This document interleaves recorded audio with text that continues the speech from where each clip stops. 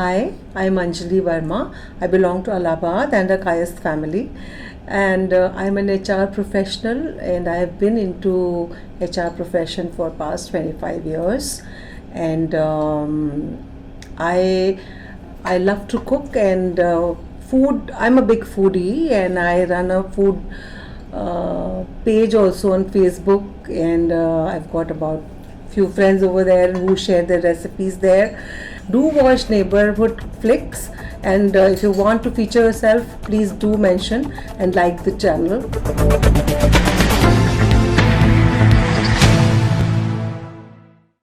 Hello viewers, and welcome to your very own channel Neighborhood Flicks, and here I am yet again with another episode of our series Nourish to Nurture. Well, in the neighborhood I happened to chance upon this wonderful lady Anjali Verma, who is presently doing so many things, but by qualification she is a management graduate from the prestigious XLRI Jamshedpur. Well, coming from among the top 10 management institutes of India, she has had a long stint with the corporate world. She's worked with some of the topmost prestigious companies on the HR side, and now she started something of her own. It's a big yellow box. Well, let me tell you, her big yellow box has got a lot of things in it, but she's also at the same time passionate about food, how to prepare food, how to serve food. So I guess it's in her blood. And she has a husband who's from the Air Force. Well, Air Force officers' wives have a lot of whining and dining to do, and she's got two beautiful daughters, and she adores them, and naturally she would like to feed her family the best. So you can see for lunch what a lovely spread she's got before us. Welcome to the channel, Anjali. Thank you. Anjali, first thing I'd like to ask you that you are a management professional. You take things very, very professionally. When it comes to your passion about food, you've decided to go professional about it. You are into something called pop-up events? Yes. So again, because I'm passionate about food and cooking. So I thought I should do something, because I don't want to get into restaurant or something which is day-to-day cooking, because my bread and butter is my job, Okay. which is a management profession. So I thought, what should I do? Then I spoke to people and who were keen. They thought it's a good idea to team up with me and lend their space in their restaurants and do an evening of Kayasth cuisine. So you're doing pop-up events at restaurants only of Kayasth cuisine? No, so I started with Kayasth cuisine, and I've got two more friends who wanted to venture out into this field as well. So they said, okay, let us do, and they're Assamese and Bong. Okay. One is an Assamese girl and another one is a Bong. Bengali, So then yeah. then after Kayasth, they got very inspired with that pop-up. They had attended my pop-up, and then we did Assamese pop-up. Okay. So what we started doing, that we said, okay, let's connect this pop-up with something, some festival or some event in in the that particular fraternity, Assamese or so. So we called it Bihu lunch. So we did Bihu lunch. So we cooked everything that in Assamese cook during Bihu festival. So, and it was a great hit, and everybody loved the concept, and they just enjoyed the food. And my second pop-up was a Bong pop-up. So that we did Aibudo Bhat. Aibudo Bhat is a ceremony before the wedding, when it's a bachelorette lunch, where all the uncles and aunties and mother and father friends come and bless the boy or the girl, and they prepare loads of delicacies, Bong delicacies, and that's how they celebrate Aibudo Bhat. So I curated that Aibudo Bhat for normal common people who were interested in tasting Bong food. So how was the success of that event? How would you rate it? Lots of people came? Yes. So I was totally sold out. I don't cater more than 35, and I had requests for about 60 people. I just had to say no to it. Yeah. But why do you keep it limited to 30? Because it's me who is cooking. Okay. So cooking for so many people in one go and arranging in a and you want to ensure quality. Yes, of course, and it has to be hot. It has to be served properly. It has to be, very well presented. So that's how, like, I keep it limited to only 35 maximum. Okay, but tell me number. something. You're not just a management professional, you're even a homemaker. And you decided to, tap this talent of yours, your passion about cooking, and go professional. There are many housewives who say that, oh, we cook very well, if you have my food, aap to ungliyan chaatte reh jayenge. But how fairly are housewives assessing themselves when they talk about their cooking, and they take the next step of a cloud kitchen, or serving out of their kitchens, catering out of their kitchens? Some might be making it good, some may not make it good. So would you like to give them any kind of tip? So I think what motivates them to get into a cloud kitchen or a professional home chefs, that people go to their places and like enjoy their food, and they always motivate them, like, you really cook very good food, and why don't you go professional? So that's how I also started. Okay. Yeah. So I think that's one thing, and I don't think so anybody who has not got such kind of appreciation from people who would like to venture into such things, going professional with their cooking. The tip is that they should start with their local areas, because there are many people who are willing to try out food, and they are willing to give chance to the home chefs. And there are lots in my society too, and they really did this happen particularly more during the COVID? Okay. Exactly. Yeah. Because there were older people, those who were not able to cook, and even when people were not old, but when wife gets down with COVID, the house goes like comes to a standstill. Yeah. So that's how people were helping out, and then they realized, and later on people demanded that can you make it, and even if they're like the lady is going out somewhere, they will request the home chef, can you send 3 days tiffin for my children and my so is it still going on? Yeah, it's still going on. Yeah. So that has become a good profession for people, but somehow I could not take to that because I have got my but when it comes to cooking for your home, do you stick to Kayasth cuisine? Not really. Not always. Really. No. Okay. What have you prepared for us today? So this is something we call minja. So this is made out of besan only. Okay. But it tastes like keema. So this is dhoka? No, it's not dhoka. It's not dhoka. Dhoka is actually gatte. Okay, gatte. Okay. Dhoka is gatte. But this is called minja. Some people call it minjni. And I prepare it with besan, and it's like small balls of besan. So this goes with masala, and this is a real favorite dish in my household. Okay. And even my friends, they ask me to make minja, every time they come, and they said, please make that. So that's how it is. And this is pare. Pare, have you eaten pare? Yes, we have it in UP, which is again made from dal. Yes, this is chana dal. And that is these are the two only but dishes. See, when it comes to something like pare, I don't think any eatery in Delhi serves it. They don't have it on their No, not at all. So when you make it, do people go all out for it? Oh yes, and they really, really like it. They really go crazy about it. What is this? Tell us. Okay. Those who don't know about it. But have you ever tried dhoka recipes? Yes, of course. Dhoka is, as I understand, it is vegetarian food, but it is called dhoka because you'll get deceived into thinking that it's non-veg because they make it so well. Do you make dhoka with jackfruit, katal? No, I never made with that. Okay, because I'm told that Kayasth know how to make biryani with katal. Yes, of course we make katal biryani. Okay. Yes, of course. And we make a lot of dishes with katal. Katal cutlets and katal, of course, bhuna hua katal, pithi ka katal. Pithi is like chawal ki pithi ka, then we deep fry it with masala and all. It's really, really tasty, yummy dish. But the way you're talking about these awesome recipes and your friends and your family has appreciated it, why is it that we have still not had this concept of a Kayasth cuisine, a Kayasth restaurant? So I'll tell you. So there's a guy called Sanjay. Sanjay Chapla, I guess. He owns few restaurants in Delhi. I had invited him for my Kayasth pop-up. He could not come, and he had heard about the reviews about my Kayasth pop-up. So he got in touch with me and he said, Anjali, would you like to team up with me, and I want to do weekend Kayasth cuisine, with you. but in that case you'll have to give me recipes. So I said that's okay, but at the same time I would like to come and cook and train your cooks, and we can do that.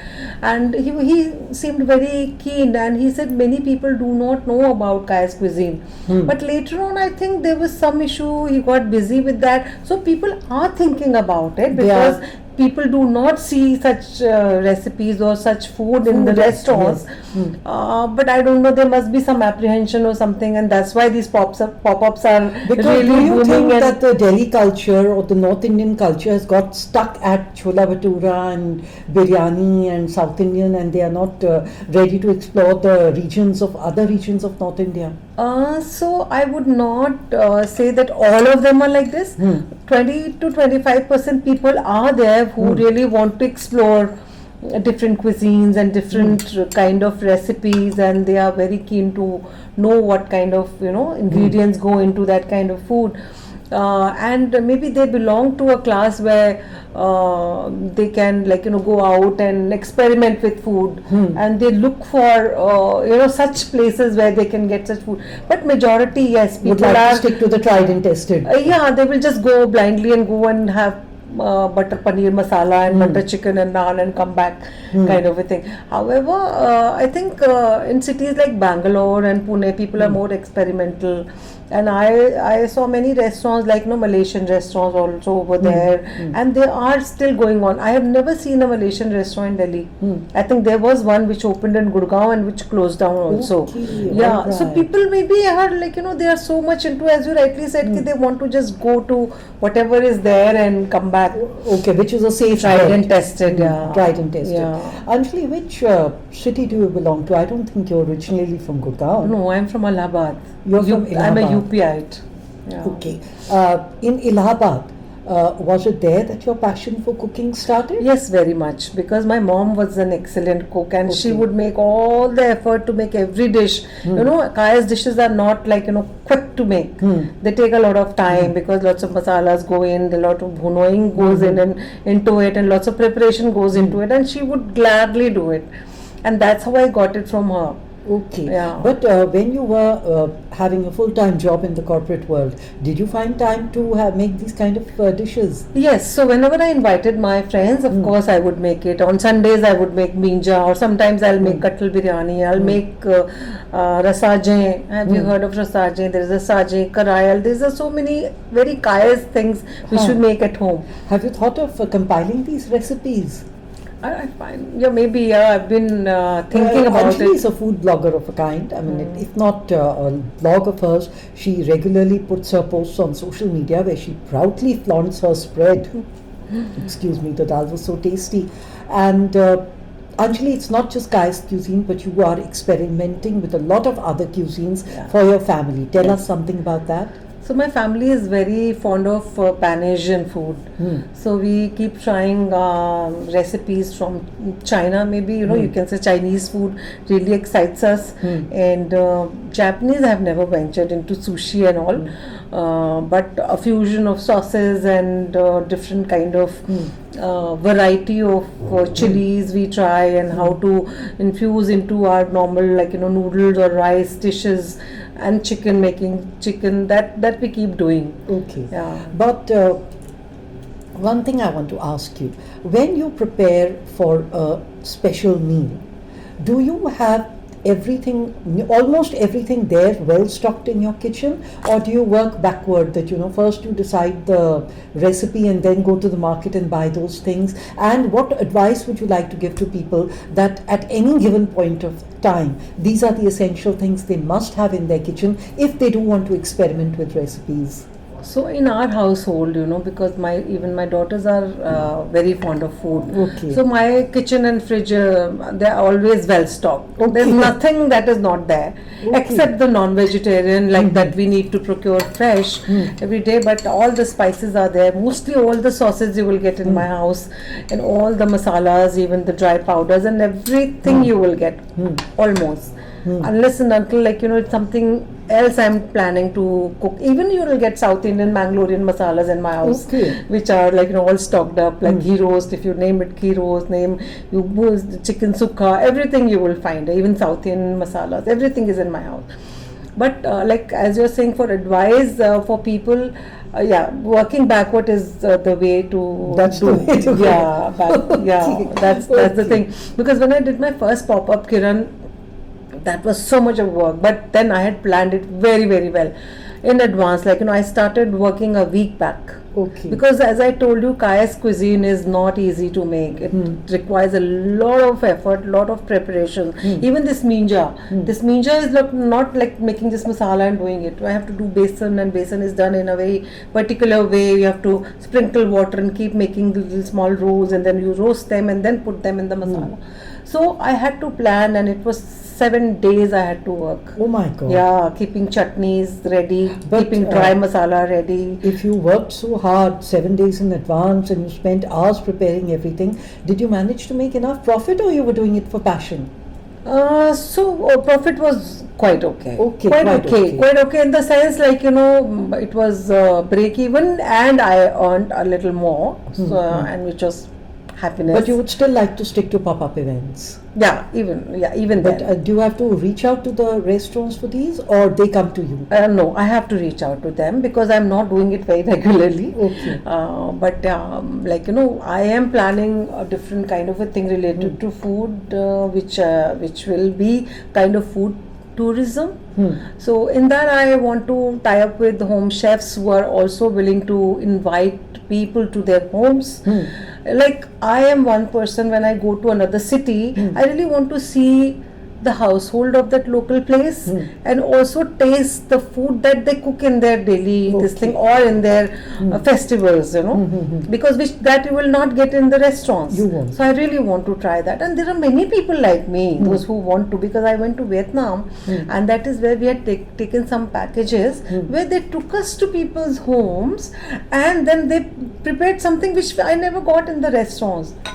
So you mean to say that you have actually got plans to venture into some kind of a food tourism? Yes, of course. Now, what exactly do you have in mind when it comes to food tourism? So food tourism is basically this, that a person like me, I will take a travel. I'll plan a trip to a particular place, let's say Kerala, and I'm going there just to experiment with food. The scenery comes along with it. Right? Okay. It's not the other way around.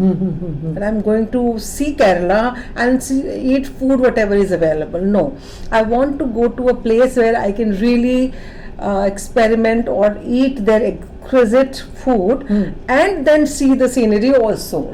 Since I'll be there after the food, I'm available, and so this is what I'm planning to work on. Okay, so you mean you're going to be calling the home chefs, to tie up with So you? it will be a syndicate kind of a thing where home chefs, I am very keen that I want to invite people. I want to give them, prepare my Kayasth dishes and host them for a drink or a lunch or a dinner, whatever is convenient for them, and showcase my skills and showcase my cuisine.